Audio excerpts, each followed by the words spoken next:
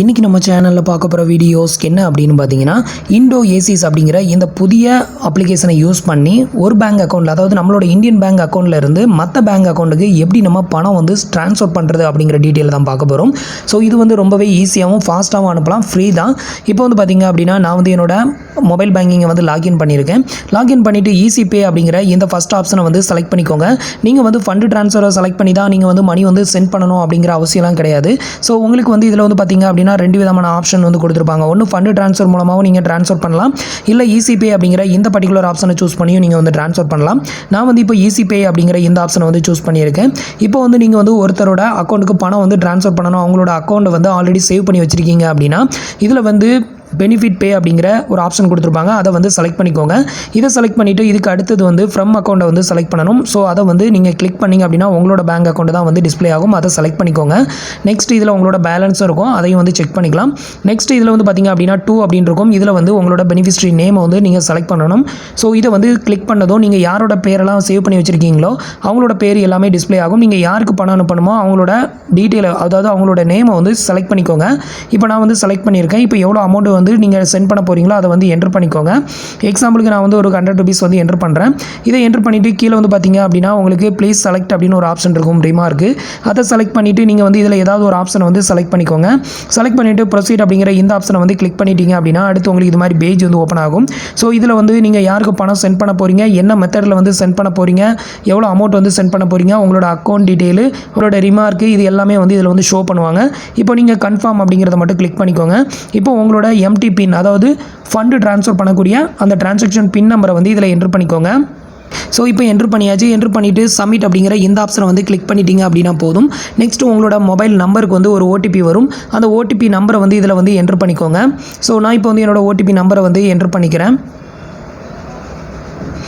So இப்போ வந்து பார்த்தீங்கன்னா ஓடிபி நம்பரை என்டர் பண்ணியாச்சு. என்டர் பண்ணிவிட்டு சப்மிட் கொடுத்துட்டீங்க அப்படின்னா போதும். உங்களோட அக்கௌண்ட்டில் இருந்து நீங்கள் யாருக்கு பணம் வந்து சென்ட் பண்ணுறீங்களோ அவங்களோட அக்கௌண்ட்டுக்கு வந்து மணி வந்து இன்ஸ்டண்ட்டாகவே வந்து ட்ரான்ஸ்ஃபர் ஆயிரும். ஸோ இது வந்து பார்த்திங்க அப்படின்னா டோட்டலாகவே ஃப்ரீ தான். இப்போ வந்து பார்த்திங்க அப்படின்னா நமக்கு லோட் ஆகிட்டு இருக்குது, ஆனால் பணம் வந்து சென்ட் ஆயிருச்சு. ஸோ மேலே வந்து பார்த்திங்க அப்படின்னா நான் வந்து என்னோட அக்கௌண்ட்டில் இருந்தால் என்னோட அக்கௌண்ட்டுக்கே வந்து பணம் வந்து சென்ட் பண்ணியிருக்கேன். ஸோ அதில் வந்து இந்தியன் ஓவர்சீஸில் வந்து கிரெடிட்டட் அப்படின்னு வந்துருச்சு.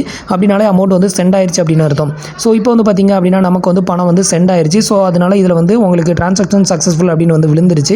ஸோ இவ்வளோ தான் வந்து பார்த்தீங்க அப்படின்னா நீங்கள் வந்து சேவ் பண்ணி வச்சிருக்கிற ஒருத்தரோட அக்கௌண்ட்டுக்கு வந்து பணம் வந்து ட்ரான்ஸ்ஃபர் பண்ணக்கூடிய மெத்தடு.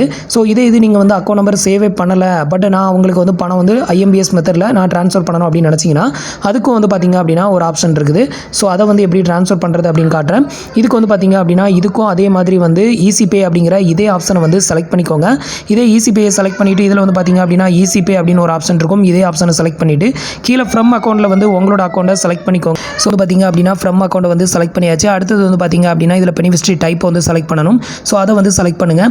இப்போ நீங்கள் வந்து பணம் சென்ட் பண்ண போகிறது இந்தியன் பேங்க் அக்கௌண்ட்டா இல்லை அதர் பேங்க் அக்கௌண்ட்டா அப்படிங்கிறத வந்து செலக்ட் பண்ணணும். நான் இப்போ வந்து அதர் பேங்க் அக்கௌண்ட்டை வந்து செலக்ட் பண்ணுறேன். ஸோ இது வந்து மெயினாக நீங்கள் செலக்ட் பண்ணிட்டு தான் சென்ட் பண்ணணும். ஸோ செலக்ட் பண்ணிவிட்டு இப்போ வந்து பார்த்திங்க அப்படின்னா உங்களோட பேங்க் அக்கௌண்ட் நம்பர் இதில் என்ட்ரு பண்ணுங்கள். அதே பேங்க் அக்கௌண்ட்டை இதில் ரீஎன்ட்ரு பண்ணிவிட்டு அவங்களோட ஐஎஃப்எஸ்சி கோடு என்ன அப்படிங்கிறத தெரிஞ்சு இதில் என்ட்ரு பண்ணுங்கள். நெக்ஸ்ட்டு எவ்வளோ அமௌண்ட் சென்ட் பண்ணணும் அப்படிங்கிறதையும் இதில் வந்து என்ட்ரு பண்ணிவிட்டு அதுக்கப்புறம் கீழே வந்து பார்த்திங்க அப்படின்னா பெனிஃபிஷரியோட நேம் வந்து கேட்டிருக்காங்க. நேம் என்ட்ரு பண்ணிக்கோங்க. மொபைல் நம்பர் வந்து கேட்டிருக்காங்க. இது என்ட்ரு பண்ணணும் அப்படின்னு தேவை கிடையாது.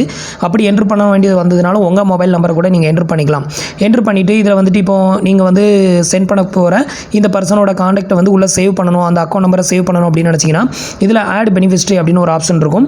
இதை வந்து டிக் பண்ணி விட்டுட்டீங்க அப்படின்னா இந்த காண்டாக்ட் அப்படியே வந்து சேவ் ஆயிரும். அதுக்கப்புறம் ரிமார்க்கில் வந்துட்டு நீங்கள் ஏதாவது ஒரு ஆப்ஷனை வந்து செலக்ட் பண்ணணும்.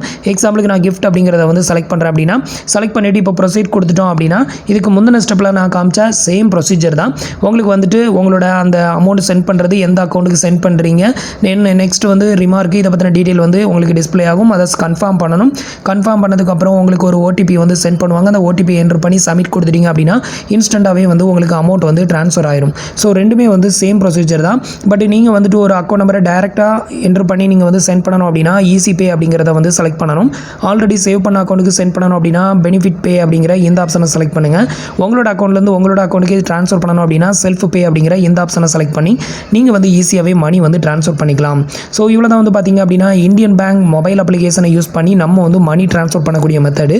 ஸோ இது மாதிரி உங்களுக்கு பேங்கிங் ரிலேட்டடாக என்னென்ன வீடியோஸ் வேணும் அப்படிங்கிறத கீழே இருக்கிற கமெண்ட் பாக்ஸில் சொல்லுங்கள். அடுத்த வீடியோஸில் உங்களுக்கு அது ரிலேட்டடான வீடியோஸ் வந்து அப்லோட் பண்ணுறேன். தேங்க்ஸ் ஃபார் வாட்சிங்.